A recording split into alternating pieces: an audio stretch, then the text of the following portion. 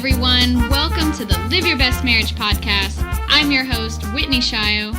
And I'm your host, Pesa Shio. And I'm Whitney's husband. And this is the place where we believe that every single marriage out there has the chance to be awesome, fulfilling, and long-lasting. Yes, every marriage has a chance to be awesome and fulfilling. And we like to bring up tips that are really easy to do, but at the same time, they're easy not to do. Wow. But easy? You know what?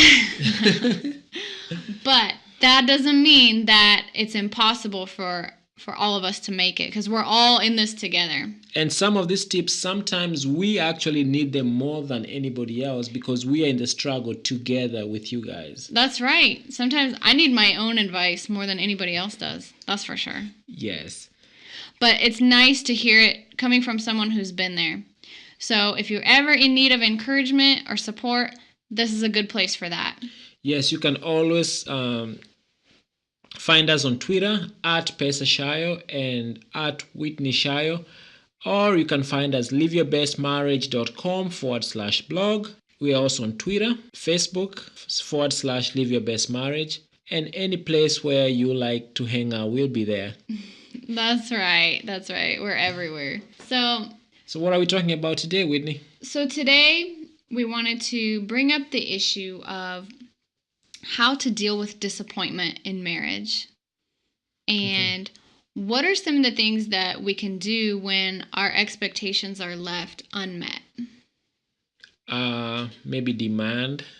Demand more? No, I don't know if demanding more would be the best option. Throw a tantrum? No, throwing a fit probably isn't going to help much either. But it feels like it will. I know. And sometimes I think we're all good at that. But I think something worth trying would be to first know what our partner's expectations are. Expectations, that's a big word. Because I've heard people call it the silent killer in marriages. Expectations? Yeah, because if you're not aware of what your spouse really wants from you, then you're probably not going to give them what they want. So what's your expectations for this podcast?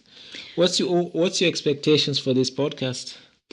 Well, I want to go through this. I want to figure this out because I read a couple of articles this week, and I don't know, I saw different viewpoints, and some people were saying, well, for a lot of married couples, it's all or nothing. Okay. And they take their spouse from hero to zero very quickly. Okay. So I don't know if that's I don't know if that's the meat of the problem, though. So, by the way, what does the dictionary define expectations as? Okay, I'll let you find that. Let me see. It's a strong belief that something will happen. Mm-hmm. Okay. So you're expecting something to happen. Okay. So, for example, when you first get married. Okay. I think one of the first things that happens is we see the reality. Which is you're living happily ever after, right? We start to experience how things really are, as opposed to what we thought they would be. Okay. So, it could be a really basic example, maybe when you first married me, you just thought dinner would always be ready at a certain time. No. How about that? My expectations were no dinner will be. No dinner. So that's not accurate, by the way. Or maybe some of my expectations could have been, I really thought my husband would help me give the kids a bath. Oh. Things like that. And thank God that I've met all your expectations. Thank God I was able to lower my standard. My expectation. No, or it could be something like you thought that in your marriage you would have shared roles. It could be, whether that be as providers or just taking care of the house, doing chores, raising the kids, whatever it is you were thinking. And then when you find out that it's something totally different than that, that can be a big shock. So the big thing is we need to lower expectations because our partners are perfect or imperfect. No, well, nobody's perfect. So I mean, I think one option would be to expect a little bit less, maybe. And then be to make an adjustment. And then be surprised when they meet your expectations? Or what? Well, I don't know, because, I think the whole point of marriage to begin with is, you want to bring out the best in your partner. Okay. And you guys are constantly helping one another improve and get better. Like kind of you're coaching them to become better. You guys, I just see it as, you're just helping each other get better and better. And how you react to a situation can either empower you or it can take you down. Okay. So, give me an example. It's just in terms of how you deal with the disappointment. Yes. So, the other day, you did something and I was disappointed. I'm not gonna say what it was. No, just say it. No, it's not for an audience. Oh, come on. So it can't be that bad. So what I did was I remembered this post that I saw on Facebook. And someone shared, one of those viral posts where, there was this elderly man feeding his wife. Okay. Right? How, you can get so old to a point where you can't even eat. You know, you need someone to help you. So, as I was sitting there stewing, I was I just totally, was oh my gosh, what is it going to be like when we're 90? I'll help you eat. You know what I'm saying? And so my blood pressure literally did not go up. I was not mad anymore. I don't know. I guess you could call it looking at the big picture. Yes. Just trying to, I don't know. That's just how I thought of it. And so I was is this the worst that it could possibly be? Right now, I'm mad and everything, but it could totally be worse. I could either not have a husband at all, or I could have, a really horrible husband. So you're, putting it in perspective. Yeah. So I was trying to view it differently. Yeah. And, because that's the truth. Some people don't have a loving partner at all. Or... like me. Or just trying to just look towards the future and see okay, this is a really small issue compared to the big picture. Yeah, so when you put everything in perspective, it's it's not a big deal compared to if you look at it Yeah, if you focus on what lies ahead, it just makes the issue you're dealing with smaller. It's just because, what helped me, I guess, was thinking that our marriage was bigger than the problem itself. Because, I don't know, there was just something about that picture of the older, the old couple. Yeah. I don't know. There was just something about it, just remembering, okay, when you're totally helpless, yes, your spouse is there for you to help you. And so is it more what do we... Is it more how we frame the issue, or just we should have more gratitude for what we already have? Yeah, I think totally. I think that being thankful for the good and just seeing the good things that your spouse has done can make a huge impact when you're going through that problem. Okay. Compared to just looking at the situation and you're you know what, I can't stand him. Yeah, instead of dwelling on it and just thinking about all their flaws. Okay. That just makes it worse. So, because some needs can't be met. By your spouse. Yeah, maybe some. Like what? I don't know. I hope I can meet all your needs. No, I'm just thinking maybe some are unrealistic or maybe unfair. Give me an example. Because I was thinking more in terms of like spirituality. Oh yeah. There are some needs that like God can meet. Yes. You know, like if that makes sense. I don't know, but definitely I know for sure that some expectations are really high or really unrealistic.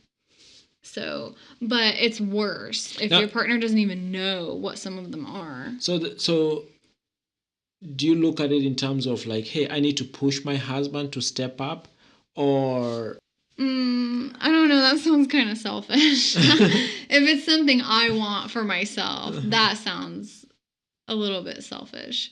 If it's something you want, if there's some goal that you're trying to reach, yes, then I might push you for that. But if it's for my own advantage, I don't know. That doesn't seem right.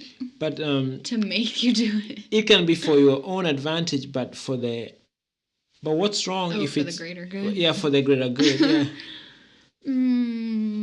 It just doesn't feel right if it's for your own advantage. If it's just something that I came up with, I don't know. It doesn't seem right. Why is that? It just doesn't. You just one of those selfless people who just want to do things for other people. Try to be. Okay. So yeah, that like the whole issue of all or nothing. Mm-hmm. I mean, I think that would be really, really harmful if that's a philosophy that someone has in their relationship. That would just make it difficult. Like all or nothing. All or nothing. Like, oh, okay, it's either you're super awesome or you're just not cutting it. Does that make sense? Yes, you're expecting them to be either hero or zero. It's either hero or zero. It's either they give you what you want or they don't. They don't. Okay. They just So what if somebody says, "Oh, so you are telling me that I need to settle?" Oh, to settle? Uh-huh. Oh, no, I didn't think of it like that. I don't know. Settling? Like settle? No. Because if somebody has these high expectations, and because we talked about expectations as a strong belief that something will happen. No, but settling is not the right word. I think be accepting. Okay. I think be forgiving or be accepting is a good way to describe that. Yeah. Yeah, okay. Because that's the whole issue with intimacy. True intimacy means that you accept your partner for who they really are. Yes. And I think also the fact that you married an imperfect person, mm-hmm. and mm-hmm. they also did the same thing. They never, right, yeah. Neither one of us. Yeah, because we both had to choose from a pool of imperfect people. Right. Yes. Right. I did, and you did. So we ended up with imperfect. Yeah. So. But I think you're perfect. Oh, isn't that nice? Yeah. No. So I think like you're the exception.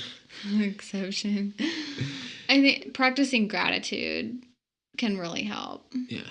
Yeah, definitely. Just being thankful for just the nice things they do, and just being thankful that they're even there to begin with.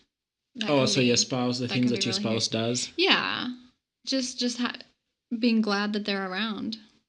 Yeah, I think. Okay. Yeah. Now, so be grateful. Frame it differently, like. Mm-hmm. Like, just try to view it, like, just see the situation from a different angle. And, yeah, I mean. So it's like literally, so how you react to the problem and how you frame it, mm-hmm. if you have gratitude. So it's not the issue, if it's not the problem. Yeah. It's just how you react. It. Okay. Yeah. Because, like, if you view it as, like, they're doing things to you that you don't like. Yes. Then that's just that's just taking that whole route of, oh, things aren't working out for me. Yeah. So, no, it's like, if I choose how I react, then I still have the power. Do you think you can get to a point where you run out of ways to choose how to react, and it's like now you're maxed out? I don't think so. You don't think so? Run out of ways to react? Yes, like to a situation? Yeah, like I'm gonna have gratitude. I'm gonna have like I'm gonna frame it differently. But this guy is just being weird, and you're trying to be so nice and trying to. Oh, well, that would depend on what the problem is then. Okay, I guess I wasn't talking about like affairs or physical abuse. Those things are always exempt from my conversations. No, it's not funny, because if someone is being abused, I would just say get out. Yes. Just leave, walk away from that. So you're only talking about physical abuse? No, I'm saying like if someone's going through physical abuse or if their partner just is constantly cheating on them, I mean, I would suggest walk away from all just of walk that. away. Walk away. Go to a safe place. Go to a safe place. This whole thing about expectations, forget about that. You can just walk away from that. Make sure you're safe. Okay. But for the rest of us, like me, who like I'm just like talking about the nitpicky little day-to-day things that bug me. Okay. Yeah. Okay. That's kind of. I just had to clarify that because. No, it's a good thing you did. Yeah, because no, I definitely would not want someone to take that the wrong way and think that it's okay to let someone be. Abusing them. Be absolutely terrible. Like physical abuse. Any abuse or adultery and all of those things. That's. No. We're not even going there. So the first thing is you need to go to a safe. If your safety is threatened, you need to go to a safe place. Yes. Yeah, we're talking about like that reality that you're met with when you first get married and you realize like it's not just dinner and a movie anymore. Every single time we meet, it's like putting dishes away and folding towels and, changing diapers. Yeah. So, and then especially having small children. Yeah. Like we do, having a baby that's up a lot at night. Yes. Can really throw things out of whack. Like a friend of mine was telling me this morning that they have a little baby, their first little baby. And he's like, oh man, there's some days I wish that this baby was not around here so that me and my wife can just be by ourselves and we can go out just the way we used to. And I know it's not funny, but I mean, he was just so candid. He's 22. Oh, wow. And he was just open to me, and he's like, yeah, he wishes that sometimes the baby wasn't there so that he can just go out and have fun with his wife. What? But how can you wish you don't have but a kid? That's his expectations, and now his expectations are meeting reality, because his expectations were he's gonna just have this great time with his wife without some little kid tagging along. But the expectations are meeting reality, and now there's another kid. There's a kid there, their first baby, who's so cute and everything, but he has to change his expectations a little bit so that he can accommodate the fact that there's a child in this relationship. Yeah, and that's a lot easier said than done. Yes. Because some situations are really, really stressful. Yeah. And it when it puts a strain on the relationship, that's hard. Yeah. Yeah, definitely, cuz yeah, I can see how it's tough having a young child. Yeah. For being raised by a young couple, but you know what? They have a really good support system, and their grandpa and grandma, like his dad and mom, actually live very close to where he lives. So and they're really looking for, they love babysitting. So so he won't get what he really wants, but there's a new version of his expectations. Yes. Right. Yeah. Right. So yeah, so that can be kind of hard to navigate through especially if the baby is sleeping in the parents' bedroom and stuff. So yeah, but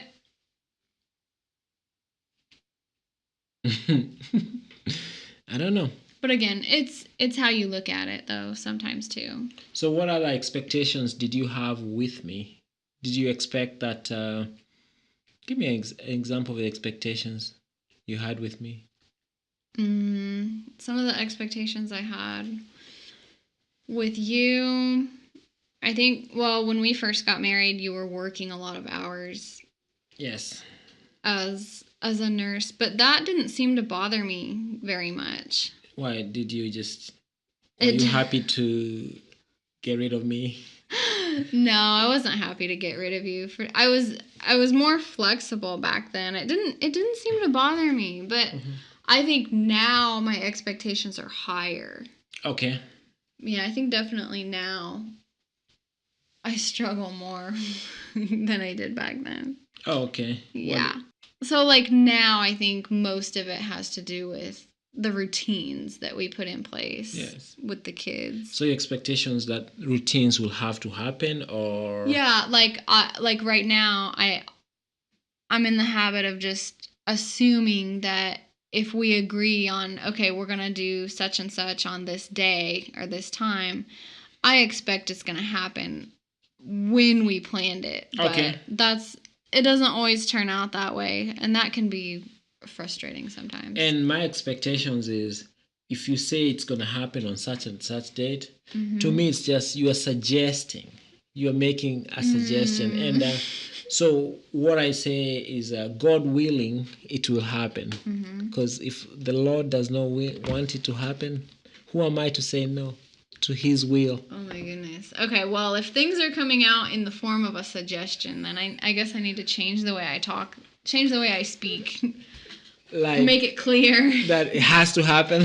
This is what we need. Yeah. So it's the little things like that, but the little things can add up to be really, really big things after they accumulate.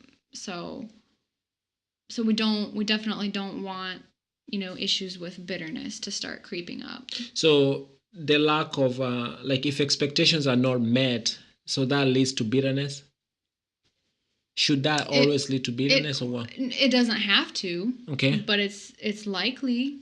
Okay. Yeah, it doesn't have to. So, and I mean, this does not mean that you shouldn't have any expectations at all. It is totally, totally okay to want things and to need things. But I think one of the best ways to go about this is just to make sure that your needs are communicated. Yes. And everybody's aware. Yes. Of what you want. Yes. So that's just so that you don't have to worry so much about frustration. Yeah. Like, okay. Like frustrations, like what? No, just frustrations that it's not working out the way you thought it would. Okay. Yeah. So, can you give us some expectations with children? Expectations with children? Yes. You mean like what I'm expecting from the kids, or from you because we have kids? Something. Expectations with kids. I would just say that in general, having a routine that everybody is familiar with, everybody's aware that this is what we have in place, I think that works. Give an example of a routine. Just any schedule that you guys come up with for your family. Things that work for your household. Do you think routines are actually good or bad? I don't know. The stage that I'm in right now in life, I feel like routines are perfect. Okay. Routines are what help me keep my sanity. So, but yeah, everybody has to choose what's going to work for their household. But yeah, as far as like just having expectations, as long as everybody knows, everybody's aware. And when I say everybody, I mean you and your partner. Yeah, if you guys, if you know, like, hey, she likes this or he likes that or doesn't like this, doesn't want that, that can be a big help. Okay, to a big help to just everybody, to the both family. of you, to the whole house. Okay. Yeah. Okay. So I guess the bottom line would be just, don't take yourself too seriously. Oh yeah, don't take yourself too seriously. That and some of us actually might, especially me, sometimes I get to a point where I take myself so seriously, and it becomes just I like setting goals, and sometimes life becomes trying to achieve goals, and that can actually make you miss a lot of life because you are just so focused on the next goal, the next goal, the next goal. I had to literally, I had that expectation that me and my spouse, me and my wife, will be constantly chasing goals. I'm very goal oriented and creative, but at sometimes it actually gets in the way of living. Because I'm so focused, I have it written everywhere, and it's like life has to stop because we are trying to get to some goal. And I'm very happy in the now. So, like especially since I became a mom. Yes. So for me, I had to learn that I also need to pause and not take myself so seriously that I don't live in the present because I'm always trying to achieve something in the future, and I ignore everything that's going on around me because my mind is not here. Yeah.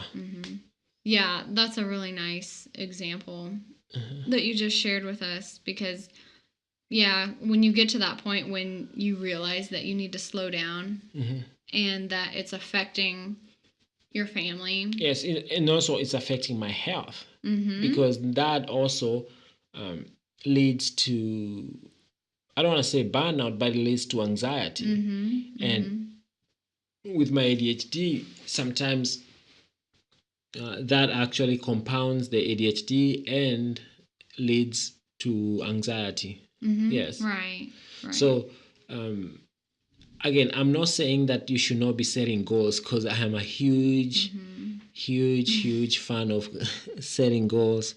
But at the same time, at the same time, yeah, if you were driven, but which is good. Yes. But you wanted your wife and kids to be driven too.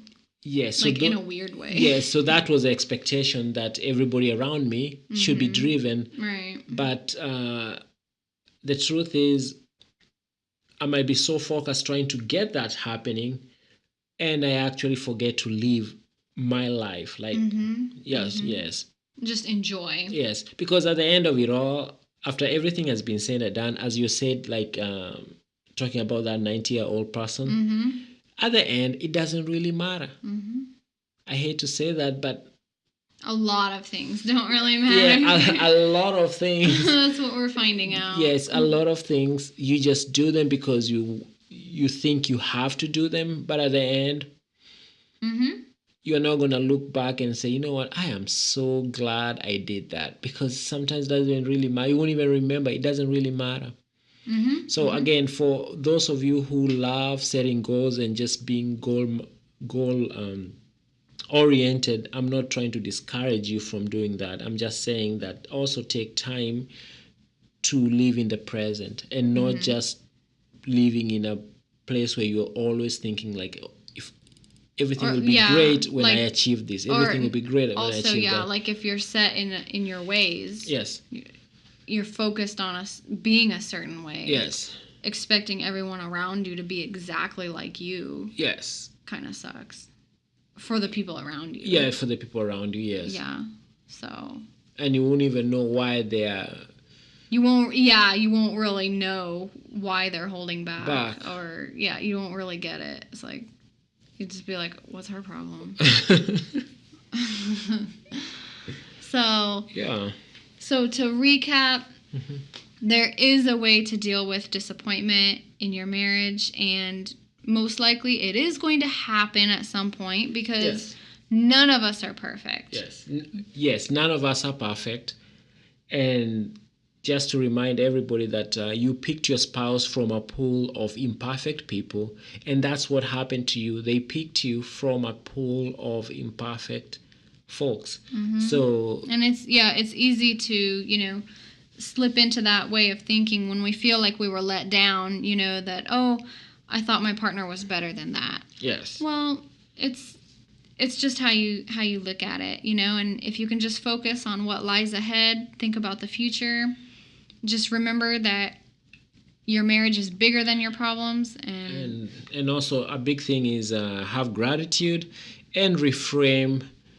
It's the way you react to the problem, reframe the issue so that actually you can see it on a different perspective. That actually helps to minimize the problem and make it easy for you to deal with it.